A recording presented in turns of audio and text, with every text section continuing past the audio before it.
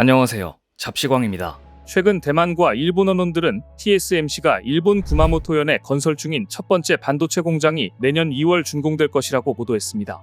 구마모토 반도체 공장은 일본이 반도체 부흥을 위해 무려 4조 3,149억 원이나 세금을 지원하면서 급속도로 지어지고 있는 공장입니다.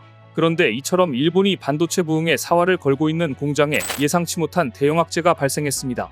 지난 8일 일본 홋카이도 연안의 정어리떼가 대규모 폐사해 주변국들의 비상한 관심이 쏠렸습니다. 특히 중국 포털 사이트 바이두는 홋카이도 남부 하코다테시 해안에 떼죽음을 당한 정어리들이 몰려들었다는 뉴스를 영상과 함께 보도했습니다. 영상을 보면 하코다테시 해안가에 빽빽하게 들어찬 정어리 사체가 파도를 타고 백사장으로 몰려드는 장면이 담겨 있습니다. 흡사 물고기 파도를 방불케 할 정도로 정어리 사체가 한꺼번에 몰려든 것입니다. 현지 주민들 역시 이렇게 많은 정어리 사체가 한꺼번에 몰려든 것은 처음이라는 반응을 보였고 원인이 무엇인지 두려워했습니다. 그런데 일본을 공포에 몰아넣은 정어리 떼죽음이 최초 시작된 곳은 사실 일본이 반도체 공장을 짓고 있는 구마모토 앞바다입니다. 지난 10월 구마모토현 앞바다에서 최초로 시작되어 최근 홋카이도 앞바다까지 기이한 현상이 이어진 것입니다.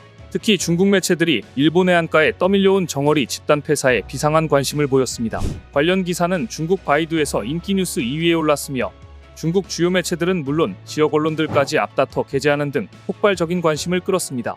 중국 매체들이 이 뉴스를 전할 때 제목에는 주로 원인 불명이라는 점이 강조됐습니다.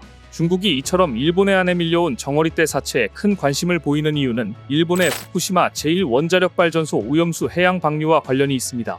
중국 누리꾼들은 이 기사 댓글을 통해 오염수 방류로 인해 발생한 것 같다. 일본의 오염수 방류로 인류가 멸종하는 시기가 그리 멀지 않을 것이다.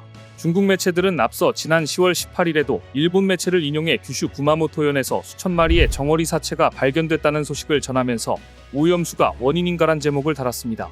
더구나 홋카이도까지 뒤덮은 정어리떼 영상이 공개된 이후 중국뿐만 아니라 해외 언론과 소셜미디어에서 후쿠시마 원전 오염수와의 연관성을 지적하는 글들이 잇따랐습니다.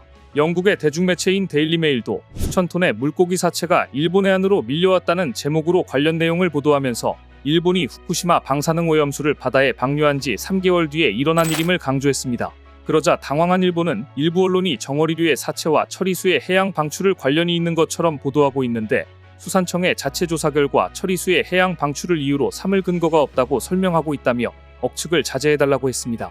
하지만 결국 일본 정부조차 원인을 모른다는 이야기입니다. 문제는 구마모토현의 TSMC 공장이 준공을 앞두고 있는 시점에서 오염수 문제가 불거지고 정어리떼 사체가 대규모로 발견되자 이곳이 안전하지 않은 지역이라는 이야기가 돌고 있다는 점입니다. 반도체 공장의 핵심 요소는 핵심 인력과 토지, 풍부한 전력 그리고 수자원이 핵심 요소입니다. 그 중에서도 핵심 인력이 이탈하지 않도록 하는 게 너무도 중요합니다. 그런데 오염수 문제가 터진 것입니다. 이렇게 되면 TSMC의 숙련된 반도체 핵심 인력들이 이 지역에 근무를 꺼릴 수밖에 없습니다. 오염수 문제로부터 멀리 떨어져 있는 TSMC 미국 공장조차도 핵심 인력을 구하지 못해 공장 가동을 계속 연기할 정도로 인력 문제 해결은 결코 쉽지 않습니다. TSMC 대만 인력들은 문화적인 적응 차이를 이유로 미국 공장 근무를 꺼리고 있는데요. 방사능 문제에 직격탄을 맞은 구마모토에서 과연 이들이 가족들과 함께 이주를 해 근무를 할 수 있을지 의구심이 듭니다. 얼마 전 TSMC는 미국 반도체 공장을 위한 인력을 구하기 위해 반도체 숙련 근로자 2,000명을 더 찾습니다라는 구인 공고를 냈습니다. 최근 미국 공장에 필수 첨단 장비인 EUV를 들이는데 성공했지만 장비 공급업체들은 설치 관련 핵심 직무인 관리감독관, 전기공, 초고순도 배관공, 판금 작업자 등 근로자 2,000명을 더 찾고 있습니다. TSMC는 미 애리조나주 피닉스에 약 54조 원을 투자해 반도체 공장 2곳을 짓고 있지만 전문 인력 확보에 어려움을 겪으며 결국 가동 시점을 계속 미루고 있는데요. TSMC는 투자자를 위한 임시거주비자인 E2비자로 대만 숙련공 수백 명을 애리조나에 단기 파견해 인력 구멍을 메울 계획을 세울 정도로 사람 구하는데 애를 먹고 있습니다.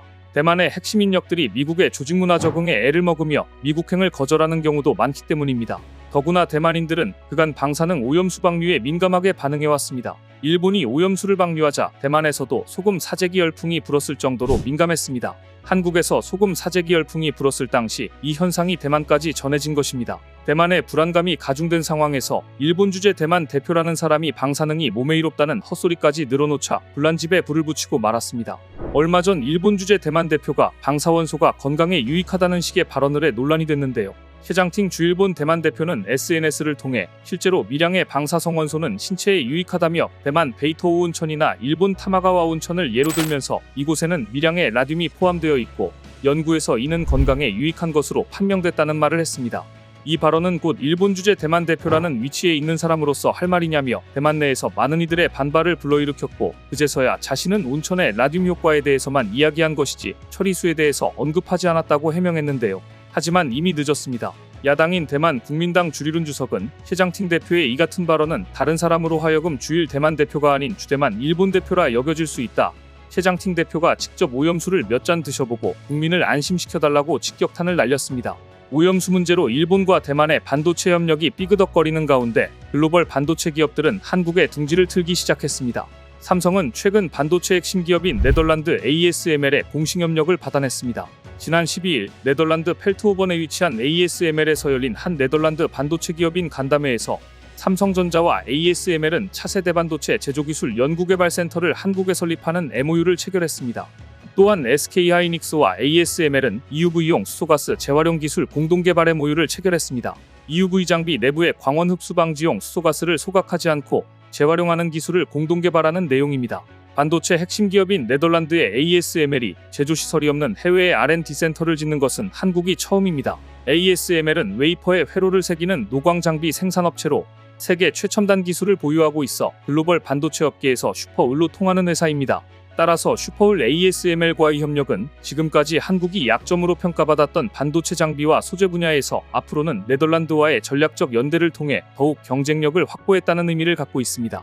삼성전자와 ASML이 공동으로 1조 원을 투자해 내년부터 한국에 설립하는 R&D 센터는 반도체 초미세 공정의 필수인 극자외선을 기반으로 초미세 제조 공정을 공동 개발하게 되는데요. 이러한 협력을 통해 한국은 EUV 장비 한 대당 전력 사용량을 20% 감축하고 연간 165억 원의 비용 절감 효과를 얻게 됩니다. 또한 삼성과 ASML의 R&D 센터는 차세대 극자외선 노광 장비를 기반으로 초미세 제조 공정을 공동 개발하게 됩니다. 삼성전자로선 ASML이 독점 생산하는 EUV 장비 쟁탈 전에 한층 더 우위를 점하게 된 셈인데요. 이 장비는 한 대당 최소 2천억 원에 달하는 고가이며 생산 가능 수량이 1년에 약 50여 대뿐이기 때문에 확보가 쉽지 않기 때문입니다. 무엇보다 글로벌 반도체 위탁 생산 1위인 대만 TSMC의 아성을 무너뜨리기 위해 삼성전자의 최대 과제 중 하나가 바로 ASML로부터 EUV 장비를 확보하는 것이었는데 이 문제가 해결된 것입니다. 이와 함께 ASML은 2,400억 원을 투자해 화성에 짓고 있는 화성 뉴캠퍼스와 R&D 센터의 시너지 효과 역시 기대하고 있습니다.